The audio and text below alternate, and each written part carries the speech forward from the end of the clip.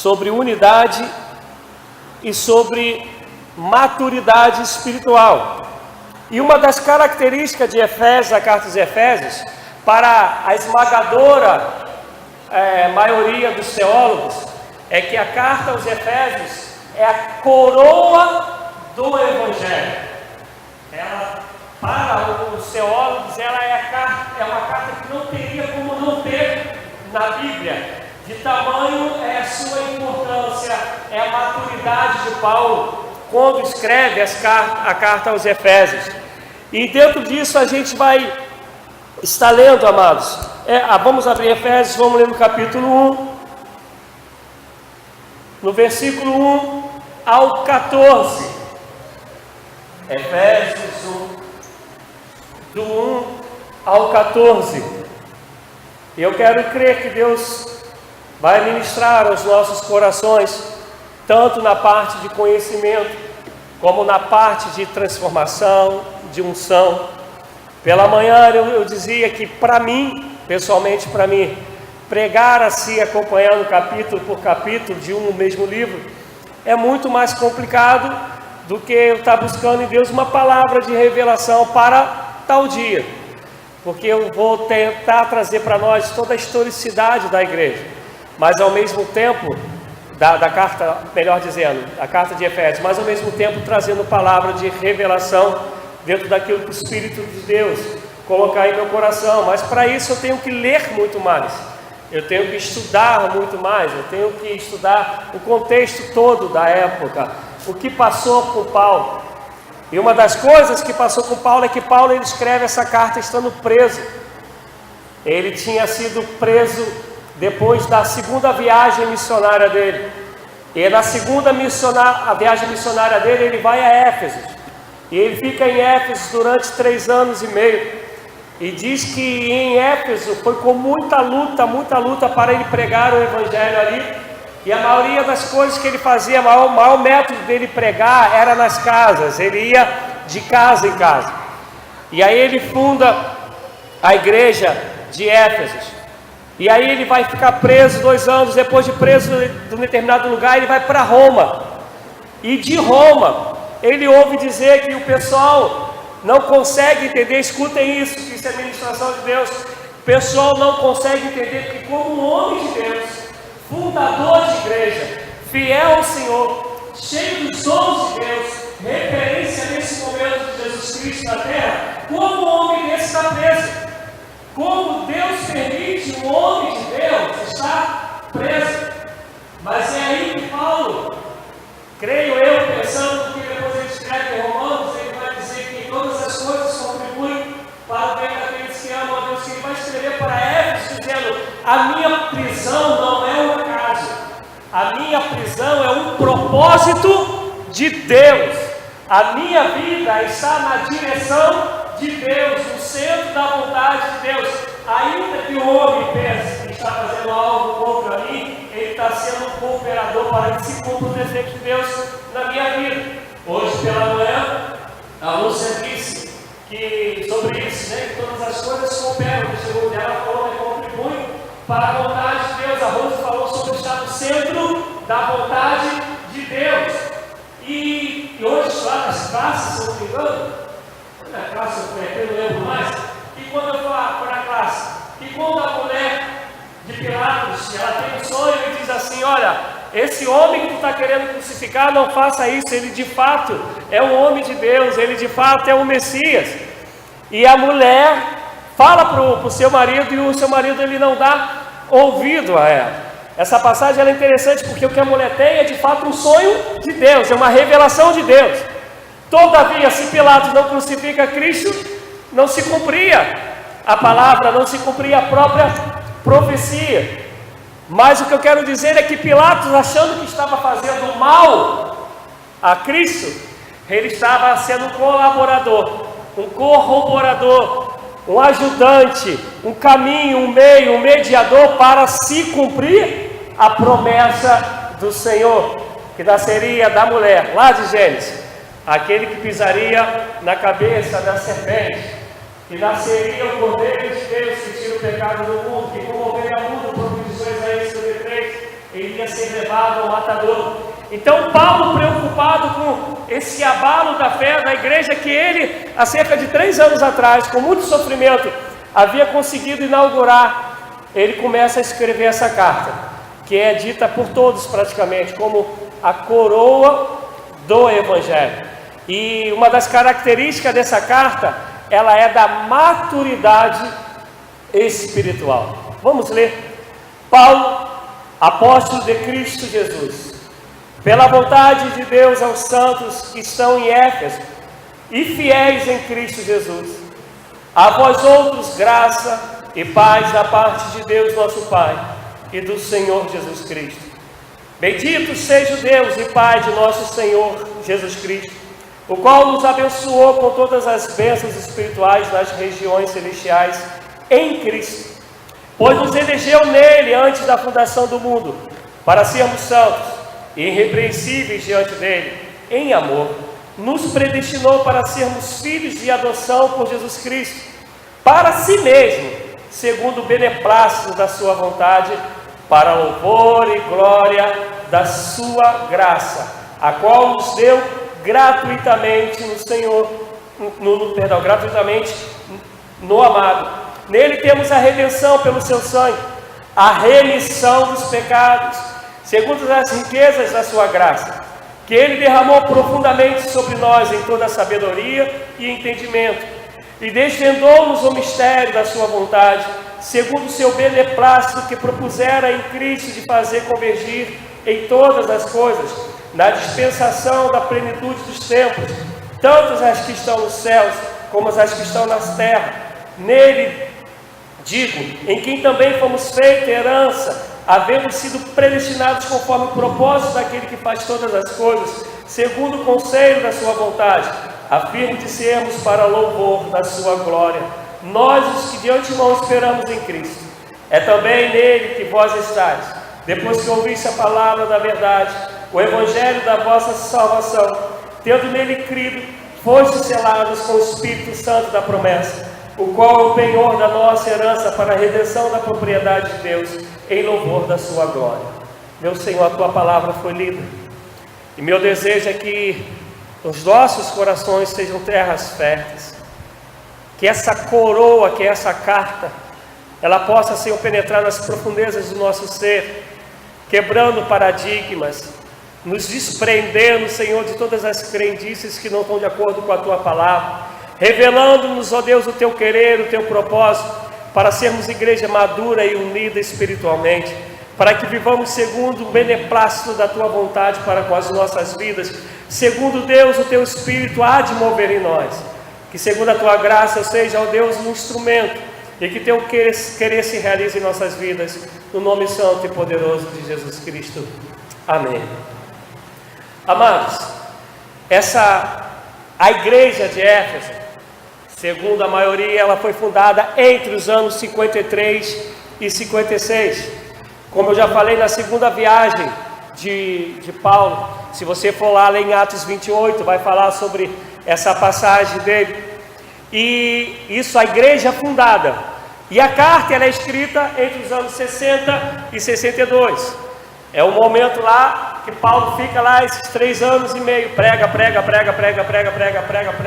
passa por luta, passa por perseguição, e não desiste, prega, tem uma casa que se abre, ele entra e prega o evangelho, e aí a Bíblia vai falar, pregai o evangelho a tempo e fora de tempo, instes, persista em pregar a palavra do Senhor. Então ele vê uma casa, deu uma brecha, ele entra e prega a palavra de Deus, mas ele é perseguido, e aí ele passa por sofrimentos, mas ele permanece ali 3 anos e meio. Depois passa cerca de 4 a 5 anos que ele sai dali, e ele é preso, está em Roma, e de Roma, como eu já disse, ele prega essa palavra. O interessante é que quando a gente vai ler Éfeso hoje, que é a nossa Turquia dos dias atuais, a gente não tem muita noção de como era. Mas em Éfeso, nessa época, ela era uma cidade que tinha mais ou menos 200 mil habitantes. Uma cidade hoje com 200 mil habitantes é uma cidade considerada ainda grande na maioria do mundo. O Brasil, ele é um pouco... Brasil e China, eles fogem bastante à regra do mundo, né? Tanto é que quem é de outro país fala que o Brasil ele é como um continente. E interessante que a gente só vai ter essa dimensão mesmo quando a gente sai do país, né? Eu sei se aqui todos vão ter esse conhecimento, mas no Brasil cabem 8 períodos, cabem 28 Itálias. Só para a gente ter uma noção do nosso país. E inclusive o nosso país é o único que de ponta a ponta ele é habitável. Há países, o Peru é pequeno, mas tem lugares que não dá para você criar uma cidade, que é 4.000 e pouco de altura, é um montão de graus abaixo de zero, então falta ar, congela, vai ter um ou outro morando, mas criar uma cidade você não consegue, o povo não vai. O Brasil não tem jeito, para onde você for, é aquele ditado antigo, que terra de tudo que planta, dá. Então você pode ir para o Nordeste, para o Sudeste, pode ir para onde for, tem gente morando, tem cidade construída, mas imagina essa época, uma cidade com 200.000 habitantes. É gente pra caramba a beça na realidade de Paulo. E Paulo está ali pregando, deu mole, ele está entrando e pregando o Evangelho. E quando ele vai escrever Éfeso, ele tem algumas intenções quando ele vai escrever essa carta. Além do fato dele encorajar o pessoal a querer dizer, gente, cristão fica preso, cristão fica doente, amém, amados?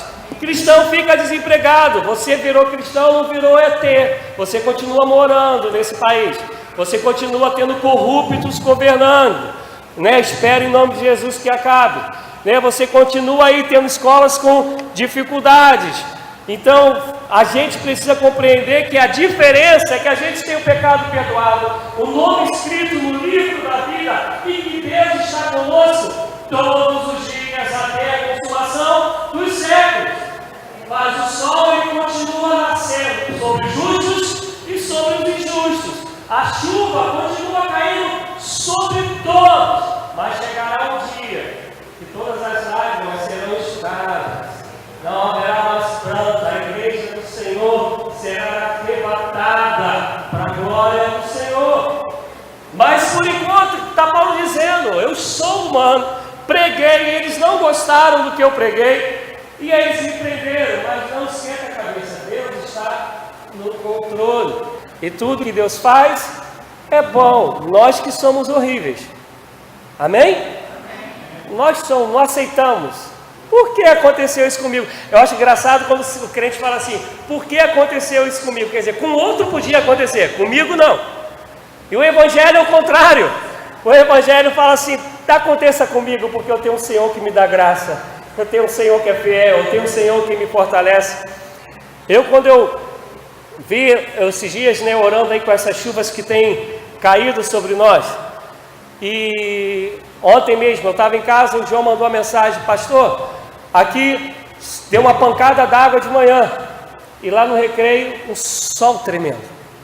E aí tinha dado até na reportagem da Record, uma repórter lá no posto 11, mostrando a água calminha, né, morna, eu estava estudando nessa hora, Efésios, água morna, 25 graus, calminha, e vão falando que aqui estava chovendo. Aí daqui a pouco mostra no repórter, esqueci de novo, acho que foi no Jacarezinho, as ruas alagadas.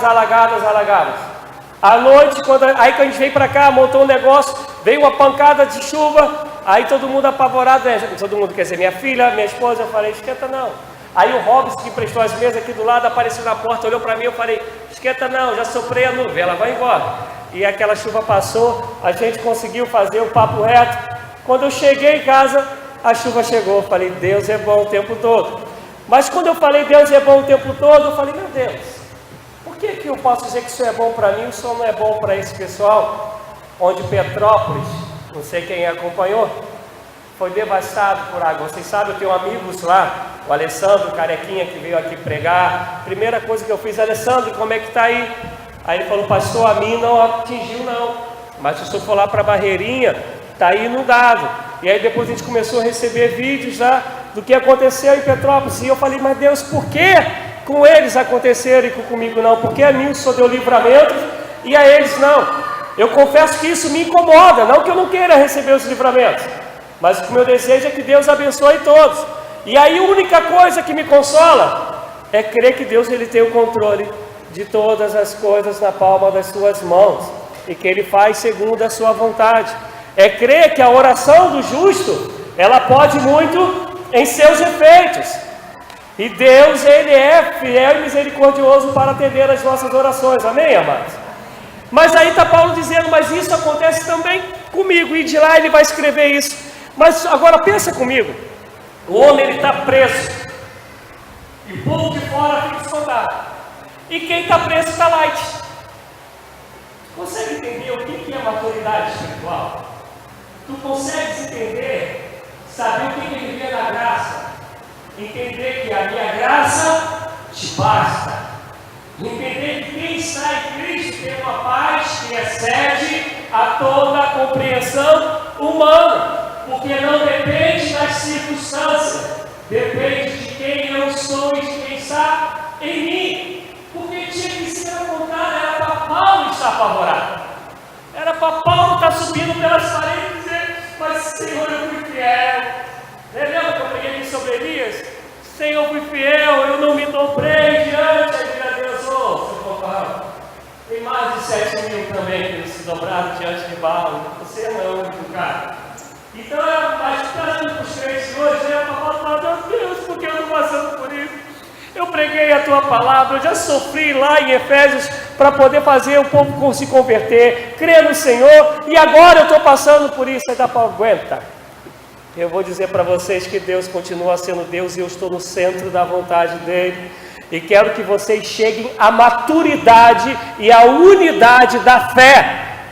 Para que aí depois a gente vai ler lá em Efésios 4, para que todos cheguem à plenitude de varões perfeitos. Mas quando chegar lá no 4 a gente vai ler sobre isso. Mas eu quero ler aqui uma coisa que eu escrevi, que diz assim: Paulo desejava que todos os que ansiavam pela maturidade semelhante à de Cristo, recebessem esse registro, essa carta. O livro de Efésios descreve a disciplina necessária para se transformar em verdadeiros filhos de Deus.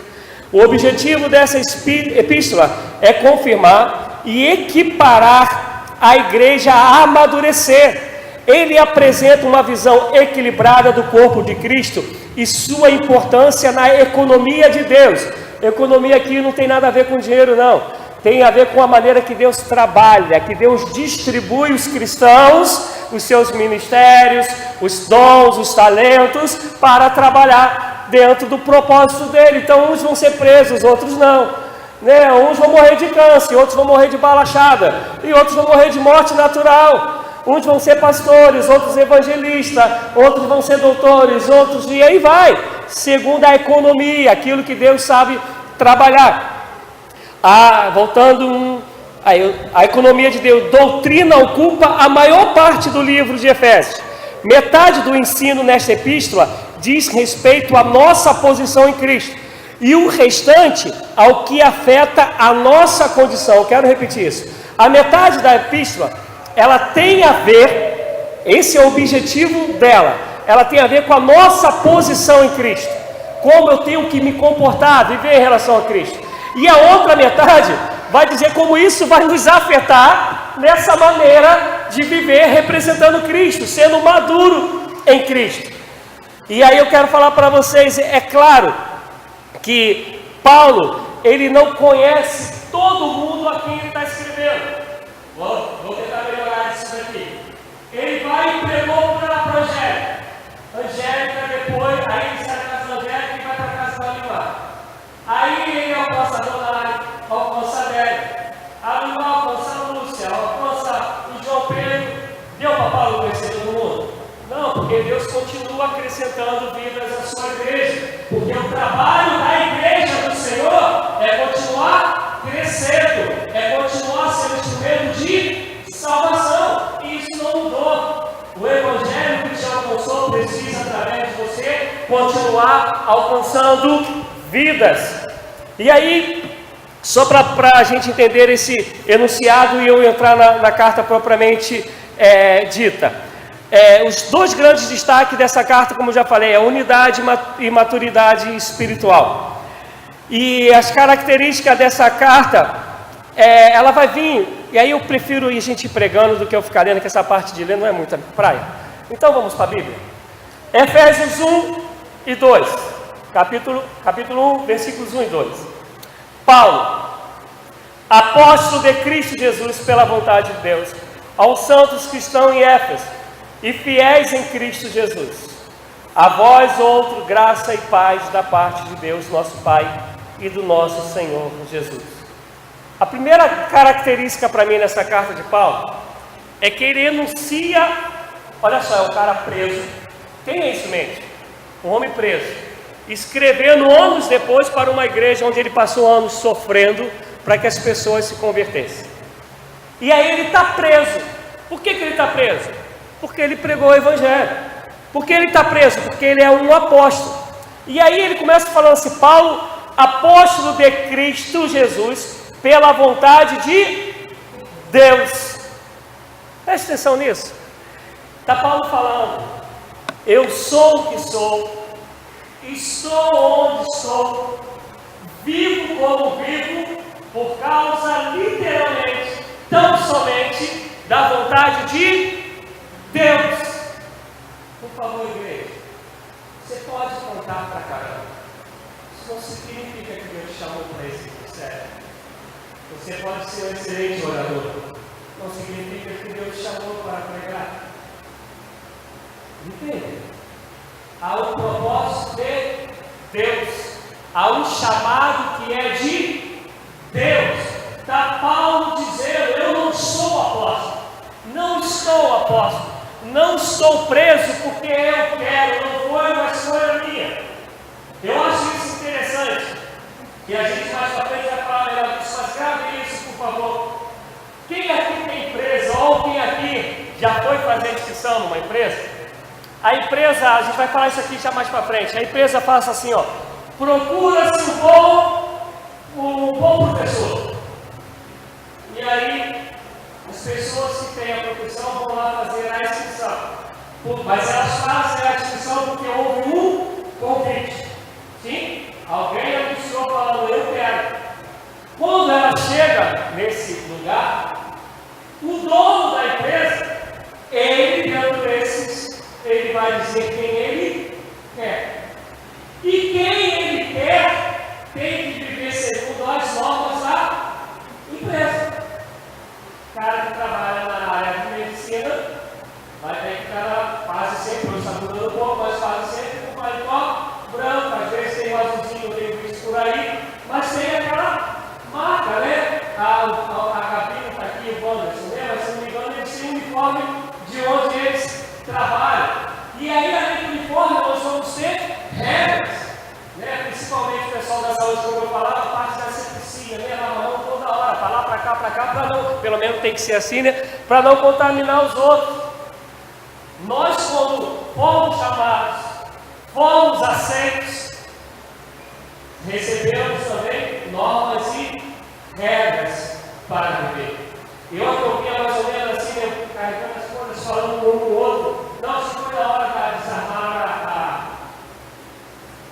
para guerra, o Cláudio e o Gilson conversando sobre o trabalho.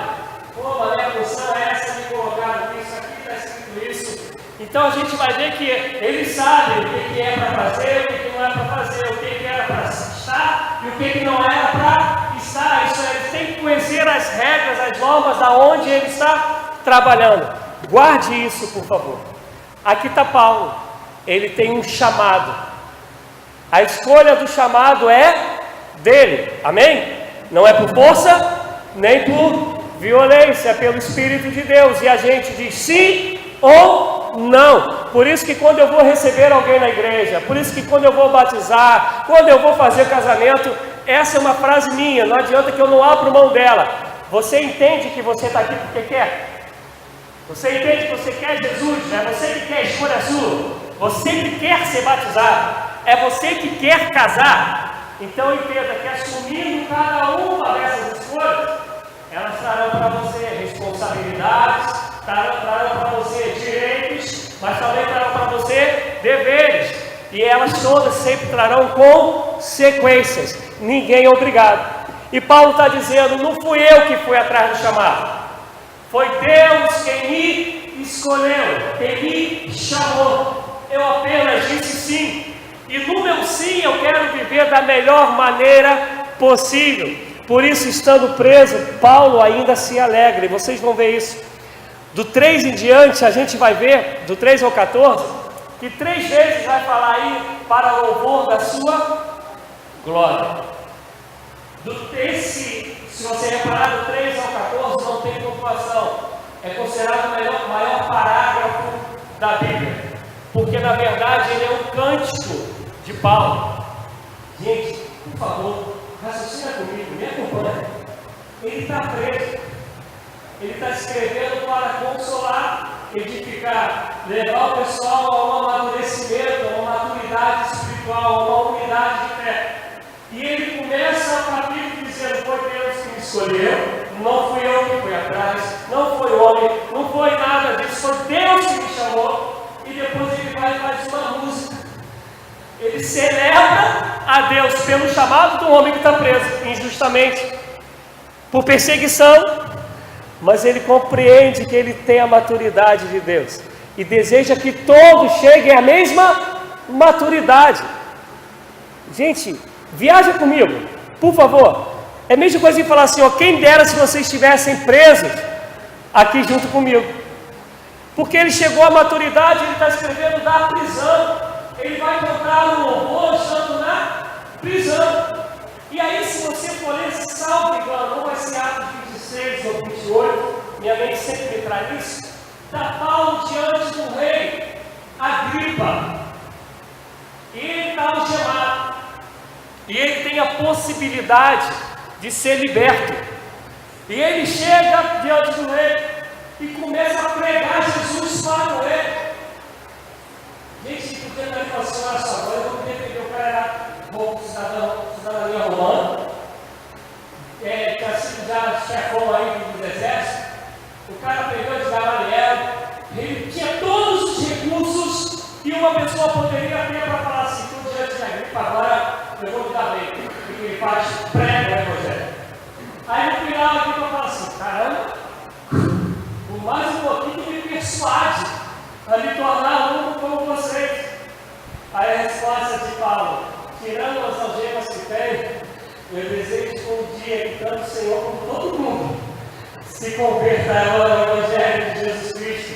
Você consegue compreender? Paulo está falando assim, eu vou quebrar teu galho, a algema, eu aprovo, não precisa chegar a esse ponto, mas seja maduro em Cristo Jesus, cresça em Cristo Jesus, tenha fé no tamanho de Deus que você serve. O que ele está falando? Esse chamado não vem de mim. Esse chamado, ele vem de Deus. E aí, ele faz um pouquinho aí de língua portuguesa. Vê o que ele vai dizer? Aos santos que estão em Éfeso, aí vai vir uma vírgula, e fiéis em Cristo Jesus. Por favor, língua portuguesa. Ele podia tirar essa vírgula e dizer que estão em Éfeso e fiéis em Cristo Jesus. Por que tem essa vírgula? Ele tem essa vírgula para dizer duas coisas.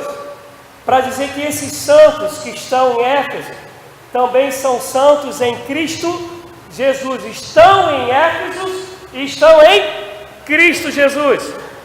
Língua portuguesa. Estão em Éfeso.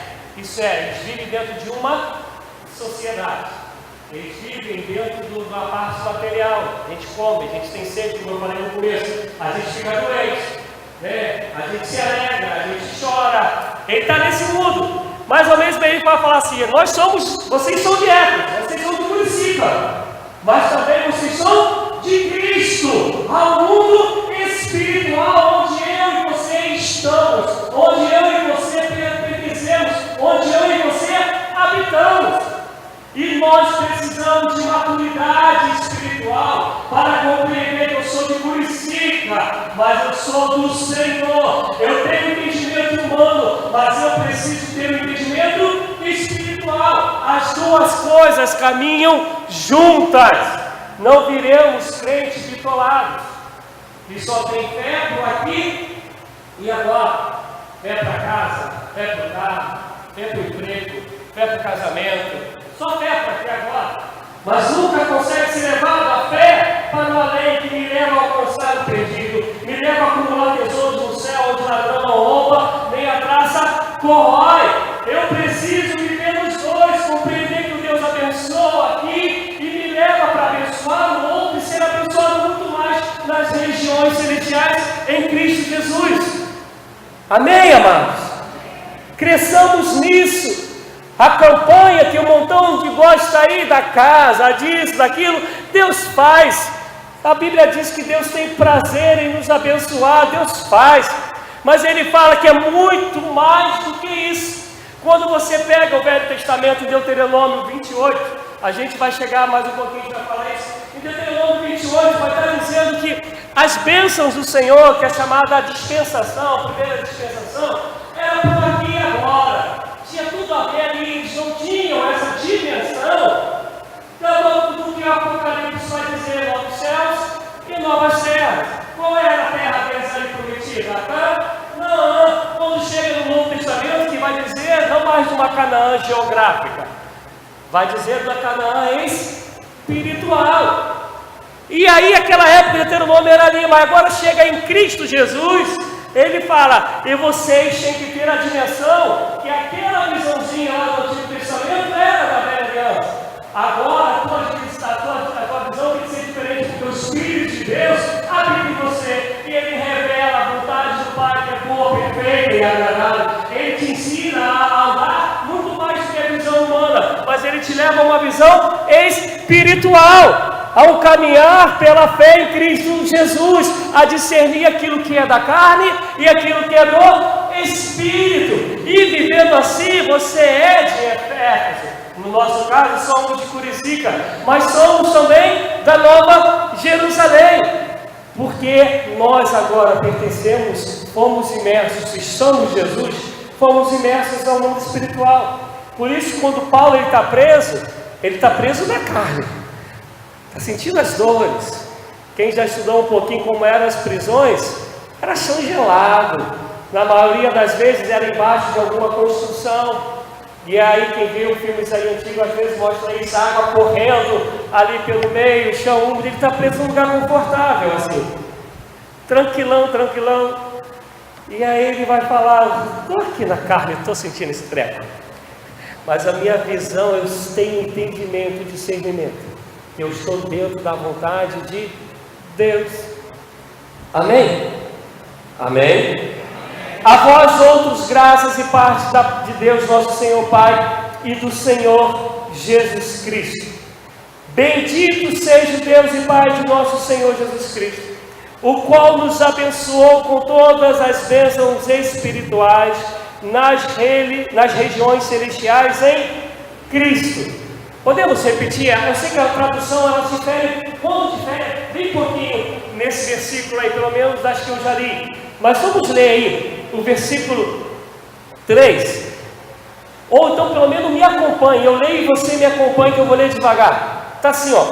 Bendito seja o Deus e Pai de nosso Senhor Jesus Cristo, o qual nos abençoou com todas as bênçãos espirituais nas regiões celestiais em Cristo.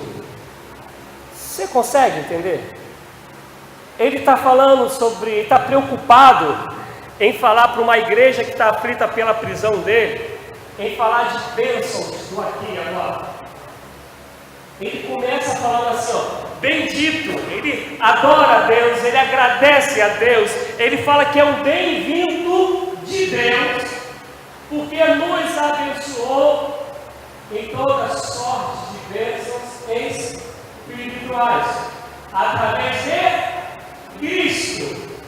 Você consegue entender que hoje, quando você ora, por favor, viaje comigo, porque quando você ora, você entra literalmente no mundo espiritual, e Deus Pai, Ele está atento para te ouvir.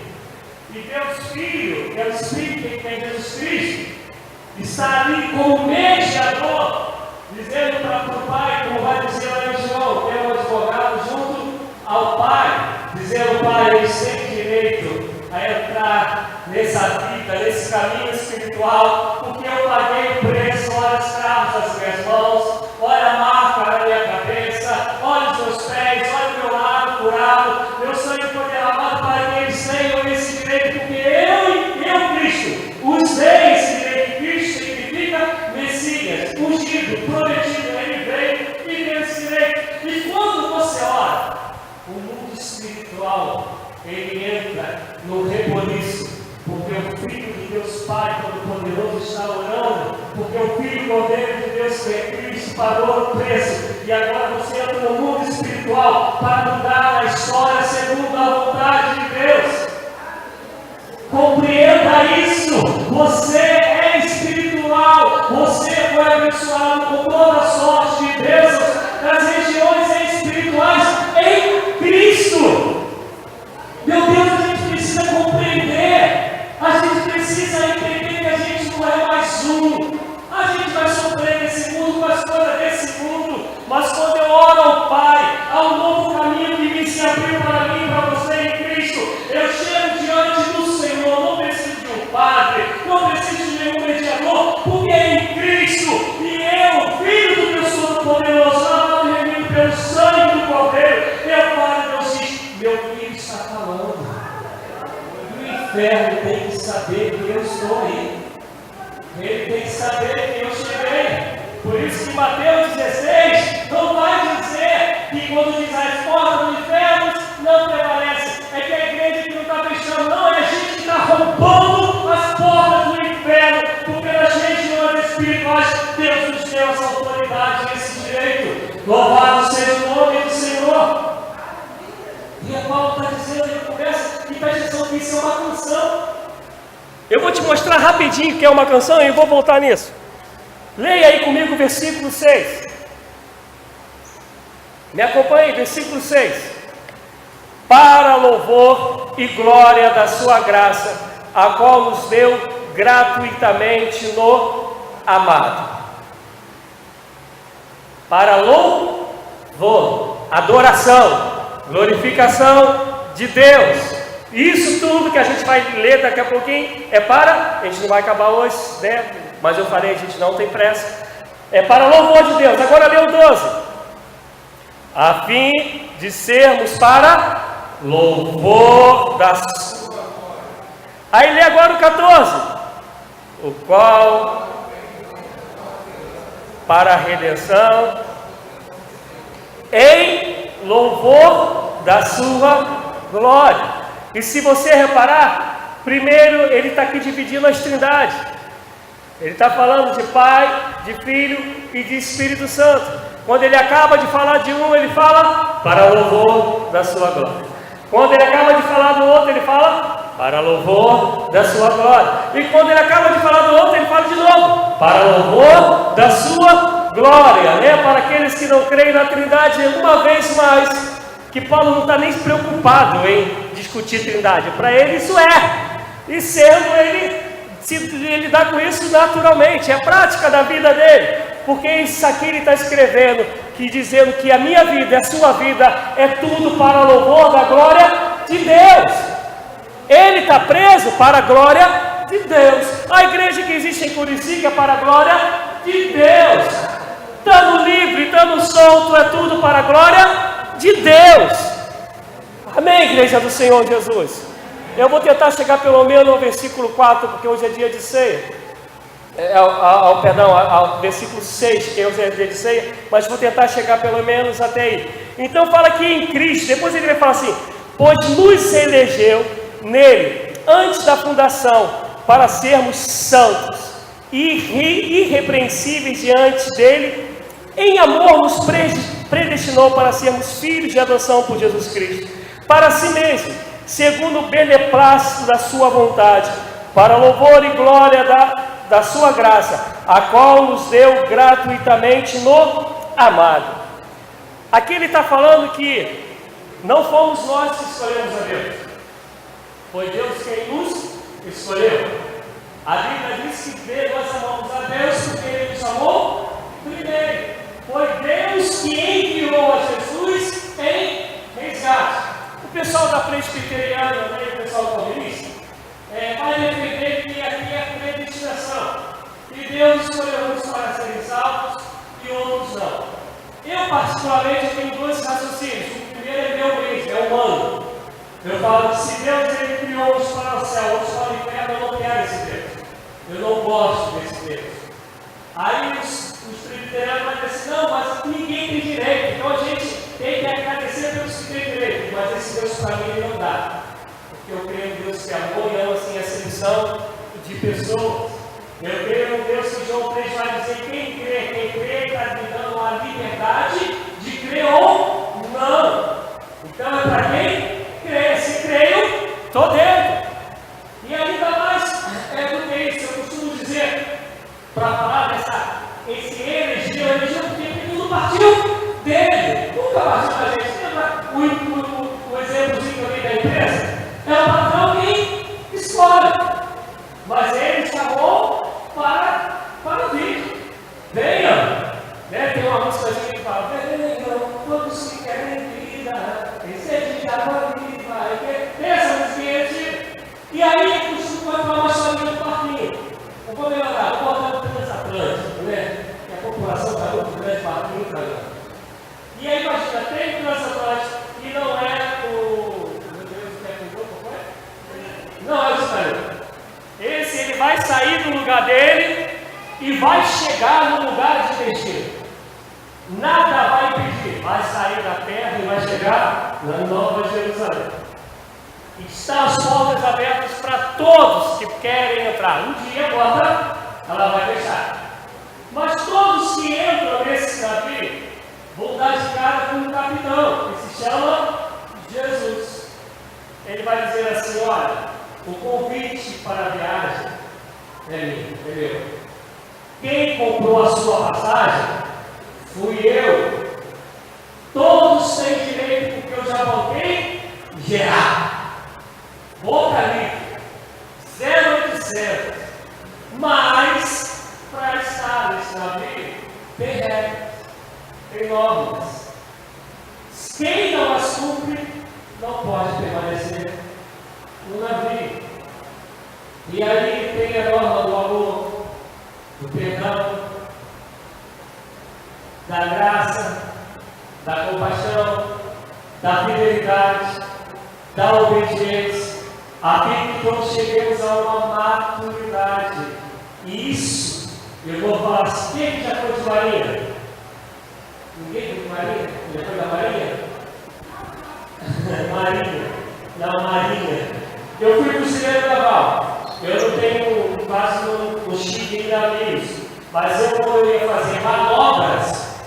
Eu pegava o navio e os marinheiros, da Marinha de Bola. A gente fala Marinha de Branco e a gente era naval. Quem já viu esse pessoal trabalhando, é tudo no ritmo só. Para soltar a âncora, a parte da revisão, é tudo no mesmo ritmo. Se um desanda, arrebenta tudo. Principalmente se você tem tripulação, que era o nosso caso. A comida tinha que sair na hora certa, a gente tinha que chegar no dia certo. Então tudo depende da ordem, da unidade, do companheirismo dessa tripulação. Então Jesus está falando, para que você chegue ao céu dentro dessa embarcação, eu paguei o teu bilhete, eu comprei a sua passagem, foi com preço de sangue. Você não tinha como pagar, mas você tem um caminho a seguir e tem normas a cumprir neste caminho. Amém, irmãos?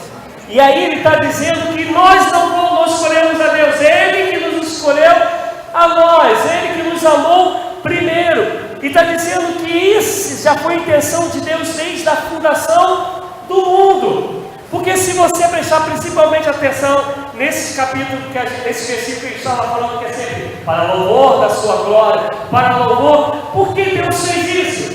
Para louvor da glória dele. Por isso que João 4, quando ele senta com a samaritana, ele está dizendo que Deus ele só quer ser adorado. Ele procura verdadeiros adoradores que o adorem em espírito e em verdade. E adorar em espírito e verdade não é só quando tudo está bem. Quem adora em espírito e verdade, adora principalmente, se mostra adorador quando as coisas são ruins. Porque quando está bem, qual quem que não adora? Todo mundo adora. Agora, quando está mal, aí que a gente mostra se a gente ama, se a gente é fiel, se a gente é obediente, se a gente adora. É essa maturidade que o Deus colocou no meu coração, que eu quero que a gente chegue a ela, em nome de Jesus. Não precisamos chegar no final do ano. Se isso acontecer hoje, louvado seja o nome do Senhor. E aí eu falei que eu tenho que terminar no 6. E aí ele vai dizer assim: para sermos filhos de adoção por Jesus Cristo para si mesmo, segundo o beneplácito da sua vontade. Gente, eu acho isso aqui, não sei quando vocês leem isso, como vocês interpretam, mas eu acho isso aqui fantástico. Está Deus parado? Não preciso de você agora. Amém, não precisamos, eu quero. Não tem a ver com necessidade. Deus não está fazendo nenhuma barganha com a gente. Ele só falou assim: eu dentro do meu coração e desejo que todos sejam salvos antes que ninguém se perca. É o bem que Deus há, que chamou a mim, chamou você para ser salvo, liberto e ser testemunhos dele nessa terra. É para o beneplácito dele. Reparou como tem crente que se acha? Gente, tem crente que se pudesse falar, eu falava assim: se prostre agora. Eu sei que isso só acontece, como disse aquele jovem pregando aqui, lá em qual sítio? Não acontece aqui. Tem crente que se acha o bom aí, não consegue entender que você é e tem para a glória dele. E se você não tiver, continua sendo para a glória dele, porque é o bem dele. Escolheu Deus nos amar, escolheu Deus nos perdoar, escolheu Deus nos aturar, escolheu Deus nos sustentar, escolheu Deus ser misericordioso para conosco, escolheu Deus ser longânimo para conosco, escolheu Deus não desistir de nós, dizendo: eis que estou convosco todos os dias. Escolheu Deus preparar um galardão para aqueles que forem fiéis até a morte, como está escrito em Apocalipse. A escolha é dele, porque é o beneplácito dele, exclusivamente dele. Por favor, escute o que eu vou te dizer agora. Não tenha inveja quando Deus levanta um para a posição que talvez você quisesse. Glorifique a Deus porque é desejo dele, não tem nada a ver contigo. Você é você, o outro é o outro, e Deus é Deus sobre todos. Ele levanta a quem ele quer, diz a palavra, ele abate a quem ele quer. Você não tem nada a ver com isso. Louve ao Deus como aquela mulher que até os cachorrinhos caem das cigarras que come das cigarras que caem nas mesas dos seus senhores. A alegria dela fala assim: eu estou tendo que comer. Não, louve a Deus porque Ele te ama, porque tem um propósito dele para a tua vida, para o beneplácito dele, não porque tu mereces, não porque tu sabes muito ou sabes pouco, porque teu dízimo é maior, menor, é tudo dele, ele não precisa. Entenda, Deus não precisa de você, Deus não precisa de mim, é tudo graça. E Efésios está falando: pela graça sois salvos. A gente vai chegar lá, capítulo 2. Mas eu vou terminar aí no 6. Para louvor e glória da sua graça, a qual nos deu gratuitamente no amado. Eu fico tentando entender a mente de Paulo. Eu acho que tem um livro do Augusto Cury que fala sobre a mente de Paulo. Eu sei que tem um outro que fala da mente de Cristo, mas eu acho que ele também fala da mente de Paulo. Porque Paulo ele vai usar duas palavras que não fazem muito sentido usadas juntas. Presta atenção, ele fala graça. Graça é favor merecido. Mas ele fala gratuito também. Ele fala. Não é ser gratuito, não tem a ver com merecimento, estou querendo dar. Se não tem a ver com merecimento, para quem é graça, que é favor merecido? Sabe o que eu vejo? É Paulo usando uma pedagogia que a gente foi descobrir aí há pouco tempo. A história da repetição. Talvez ele tenha aprendido com Jesus, que quando Jesus fazia em verdade, vos digo, para entender, preste atenção, grave esse negócio. Grave que é graça. Grave que é gratuito. Grave que você não tem a ver com o seu merecimento. Grave que não tem a ver com os teus méritos. Grave que não tem a ver com as suas obras. Grave que não tem a ver com Deus. É graça, é gratuito. Ele quis te resgatar, te dar o Espírito Santo, te selar, te fazer viver nas regiões celestiais, te revelando aquilo que só o Espírito pode revelar, porque só o meu homem é espiritual e discerne as coisas espirituais. Viva nisso em nome de Jesus Cristo, porque vivendo assim de novo não tem a ver contigo, é para o louvor da glória dele. Mas é inegável que as bênçãos vêm, porque ele falou que vamos abençoados. Entenda? Às vezes a gente se alegra, às vezes não, né? Vou melhorar isso. Sempre nos alegramos quando a gente sai com a bênção na mão, também. Mas assim, quando você toca, quando você pega, quando você vê. Né? Mas eu quero te dizer, aquilo que é bênção de Deus, ela antes de se materializar, ela já aconteceu no mundo espiritual. O grande problema é que a nossa fé só discerne isso quando a gente toca. Mas antes de ser aqui, ela já foi onde diz Paulo que fomos abençoados com toda sorte de bênçãos nas regiões espirituais. História de Daniel. Daniel, desde que você começou a orar, Deus ouviu a sua oração e deu ordem a seu respeito. Mas o príncipe da Pérsia, ele se meteu no caminho. E Deus teve que enviar a Gabriel para entrar nessa briga aí, saculejar o bichinho, esquartejar, botar no lugar dele para a bênção chegar até você. A bênção foi aquele dia, 21 dias depois? Não, ela foi dada, diz a palavra, quando Daniel começou a orar. Apenas Daniel só foi saber disso 21 dias depois. Mas percebe que eu entendo? Que mesmo sendo 21 dias depois, ele continuou crendo, porque ele continuou orando. Entenda isso é maturidade.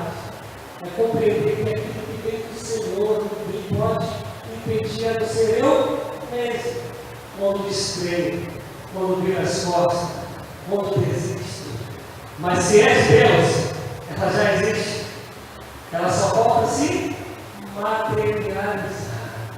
E a minha oração vai fazer com que ela se materialize no tempo oportuno do Senhor. Ainda que tenha uma condição de papelejar essa causa para a bênção se materializar, mas ela já existe nas regiões celestiais. Amém, irmãos? Eu vou orar por aqui. Amém? Você foi abençoado? Deus está vendo, amém? Eu quero crer que sim, porque Deus sabe, como minha família sabe. Sempre digo isso, que eles eu tenho orado e escutado para eles. Como eu falei no começo, era muito mais fácil para quem estava olhando, ser só um administrador e conduzir a igreja. Só não. Eu não consigo. E vou dizer para vocês como Paulo, não porque eu quero, mas é que eu creio que Deus me chamou. Porque falo para vocês, igreja, não é para aparecer, Deus sabe, não tem um dia que eu não fale do Senhor. Deus me tira disso. Nos últimos meses, então, meu Pai, como isso tem sido minha oração, Deus, eu não quero mais isso. Comecei a estudar para perder. E aí tive convido a minha esposa. Você não crê que Deus te chamou para isso? Mas aí você olha do lado e tem alguns apertos ainda existentes. E aí o pai, o marido, o homem fala assim, dá mais, Deus. Mas levou os antigos contos da amor de espírito. Quanto mais eu quero sair, mais eu entro nesse pé. Se Deus não quiser me tirar, Deus não vai ter jeito. Quer que seja chorando ou sorrindo, a gente vai ter que seguir. E quando eu trago isso, amados, não tem outro desejo que não seja abençoado por vocês. Foi pregada a palavra? Tem alguma invenção nova? Tem, amados? Chegaram. Tem alguma crendice? É tudo Bíblia, não é? Porque é nela que eu creio. É ela que liberta. É ela que aumenta a nossa fé. É ela que abre o entendimento. É ela que revela a vontade do Pai. Amém? Por isso que passaram os céus e a terra. Mas disse o Senhor: a minha palavra não vai passar. E ai daqueles que acrescentar para retirar uma vírgula ou um tiro. Que Deus nos abençoe em nome de Jesus. Vamos ficar de pé. Eu vou